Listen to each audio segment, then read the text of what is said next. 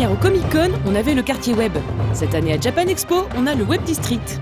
Cet espace sert principalement à abriter les stands des jeunes équipes venues présenter leur web-série. Il y avait bien sûr Purgatoire, créé par Charlie Nougared et Guillaume Ribes, diffusé sur le net et sur No Life. Cette web-série, qui mêle thriller, surnaturel et comédie, vient de conclure sa première saison de 14 épisodes. On pouvait voir aussi l'équipe en conférence publique, l'occasion de parler et d'échanger avec les spectateurs. Purgatoire, c'est le premier projet que je monte, le premier projet qu'on a l'honneur de diffuser sur No Life. Et du coup, avoir des comédiens professionnels qui veulent faire partie de mon histoire, de mon aventure, ça me touche énormément en fait. Je leur ai dit, même si vous ne me prenez pas en tant que comédien, je m'en fous, je ferai la régie, je ferai la lumière, je nettoierai les chiottes s'il le faut, mais je veux faire partie de l'aventure. Juste à côté, on trouvait le stand du collectif Le Vrac qui présentait Les Souverains, une web-série habituée des conventions. Et cette année, ils avaient aussi un nouveau projet à montrer, Cluster Agency, qui s'annonce comme une série d'action prometteuse.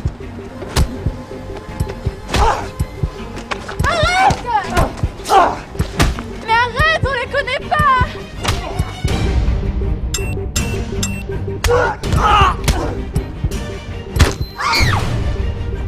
Sur le stand, on pouvait même rencontrer les artisans prothésistes et les admirer en plein travail. Moi j'ai été recrutée comme maquilleuse à fixe sur la dernière saison des Souverains, enfin la dernière épisode. Et du coup ça a été un peu un coup de cœur avec le vrac et du coup maintenant je fais donc à peu près tous les effets spéciaux pratiquement des web-séries, des prothèses surtout. Et donc on profite des conventions comme Geekopolis, Japan Expo et tout ça pour faire des petites exhibitions de maquillage FX pour promouvoir cet art que il n'y a pas beaucoup de gens qui connaissent en France. Voilà. Toujours chez le collectif Le Vrac, on pouvait trouver une web-série nommée Populaire, réalisée par Romain Boileau. Populaire, c'est une petite web-série qui dans un format de 5-10 minutes environ, un format vraiment très court. C'est quelque chose d'assez léger en fait, qui se regarde facilement, on a vraiment voulu jouer là-dessus. Donc là on a à peu près 5 épisodes, on est à 5 épisodes sur internet, donc disponibles sur YouTube, voilà, sur Facebook, sur compagnie. Et donc voilà, on partage le stand du Vrac, puisqu'en fait le Vrac c'est l'association qui regroupe du coup les 3 web-séries, Les Souverains, Populaire et Cluster Agency. Raconte-moi un manga est un projet très particulier, dont un épisode avait été diffusé il y a plusieurs années sur No Life dans Le Coin des Abonnés. Le concept est assez surprenant. Leur délire est de reproduire à l'identique des pages de manga, mais en vidéo, en remplaçant le contenu des cases par des scénettes jouées par des humains en chair et en os. Alors on vient de sortir 2 épisodes là pour Japan Expo, donc un épisode sur l'attaque des titans et le tout dernier c'est sur JoJo's Bizarre Adventure. Joris Lamana était déjà présent l'année précédente avec sa série Mopo Walk. Cette année, il était venu avec la bande-annonce de la nouvelle saison de Another Hero qui ne sera plus réalisée par Guillaume Bellard. En fait, c'est moi qui suis devenu réalisateur, donc je faisais Mopo Walk à la base. Et du coup j'ai pris le relais sur la réalisation. Et donc la bande-annonce justement c'est la première chose que je montre en tant que nouveau réalisateur de la série. Et bien évidemment, on retrouvait un trio de réalisateurs bien connus dans le monde de la web-série. François Descraques, Rudy Pomarède et Fabien Fournier sont montés ensemble sur scène pour une conférence sur leurs travaux respectifs. Une mine d'informations et d'anecdotes pour ceux qui voudraient suivre leurs traces. Le Visiteur du futur est terminé, en tout cas officiellement en pause. Mais les fans étaient venus en masse pour se procurer le DVD de l'ultime saison, Néo Versailles, ainsi que le roman La Meute qui raconte la suite de l'histoire du Visiteur du futur. Mais ils pouvaient également assister au Visiteur Talk Show le vendredi, un show très soigné et rythmé. Le Visiteur Talk Show, c'est un show entièrement orchestré par Ludovic et écrit par Ludovic et Raph. Et c'était un show à base de questions-réponses, mais aussi de surprises et même de pièges, puisque Ludovic avait fait des caméras cachées, il avait filmé à notre insu, on va dire, des membres de l'équipe, il les avait piégés. Et il y avait 5000 personnes, c'était dingue. Moi-même, je comprenais pas ce qui arrivait, et à la fin, il m'a même piégé moi, et c'était super. Du côté des Guardians, il y avait aussi des choses à voir. L'année dernière, ils avaient présenté le générique du nouvel épisode de Damned. Mais depuis, Rudy Pomarède et son équipe ont bien avancé. Il s'avère que là, le projet Damned 7, on en est à la moitié du projet. En boîte, terminé, monté, emballé, c'est pesé, le son fait. C'est un gros projet puisqu'on présente donc cette première moitié, on la présente à Japan Expo et ça fait 38 minutes.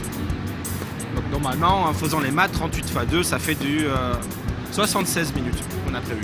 La projection, on en a eu une petite en petit comité le mercredi de la honte. Ce mercredi où Japan Expo n'avait pas l'habitude d'ouvrir. en fin de journée dans l'espace web. Vraiment en fin du festival, on avait une petite projection qu'on a réussi à négocier. Les conditions n'étaient pas top, c'est vraiment l'espace ouvert où c'est le bordel, le son moyen, etc. Mais il y avait une équipe de vieux briscards, des gens dans la salle, tous connaissaient Damnet, donc c'est des gens qui suivent depuis un moment. Et ça, c'était super fun de vivre la diffusion avec eux, puisque la plupart de l'équipe n'avait pas encore vu le projet monter définitivement. Cette année encore, l'équipe des Guardians et les Nous se sont affrontés sur scène. C'est le Geek Royal Rumble dont l'acronyme fait GRE. Cette année, c'est pas Marcus aux commandes parce que il était engagé sur autre chose sur le même créneau. Donc c'est Philippe Cardona qui a fait la présentation. De nouveau, l'équipe de Nous, les Founders, s'est affrontée avec pas mal de guests pour représenter chaque équipe. Et scène jeux vidéo, c'était super excellent.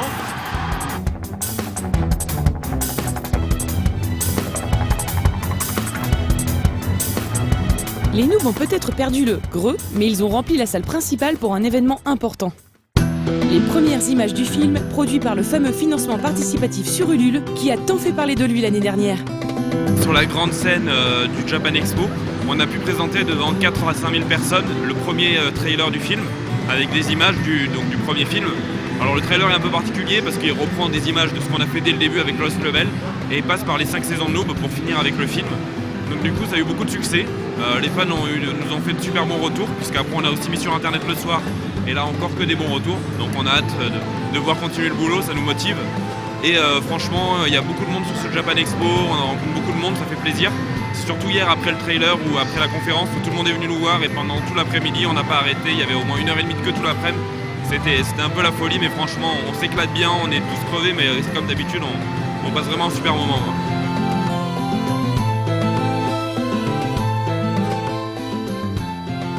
Un petit regret, l'emplacement du Web District. Totalement excentré, mal éclairé, ce secteur n'était pas très visible ni très attirant pour le public et il fallait vraiment en vouloir pour y faire un tour. Résultat, la fréquentation n'était pas forcément à la hauteur des autres années.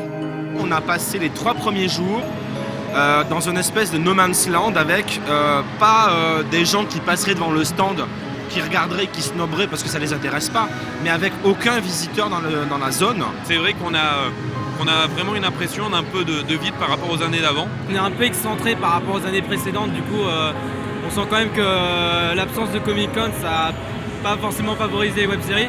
Bon, on a de la place, on a de l'air, mais c'est pas forcément cool parce que les gens n'ont pas forcément la foi de venir jusqu'ici et du coup ne visitent pas tout le salon. J'ai l'impression que les web-séries sont un peu mis à l'écart malheureusement, ça c'est un peu triste. J'aurais bien aimé que, comme au Comic-Con, web-séries et séries soient au même niveau. Là c'est un peu à l'écart, c'est un peu dommage. Mais on a pris cher. Au niveau fréquentation, pour le moral, c'était cher. Heureusement, il y a le samedi et le dimanche, là il y a un peu de monde qui vient et qui viennent exprès aussi. Ouf.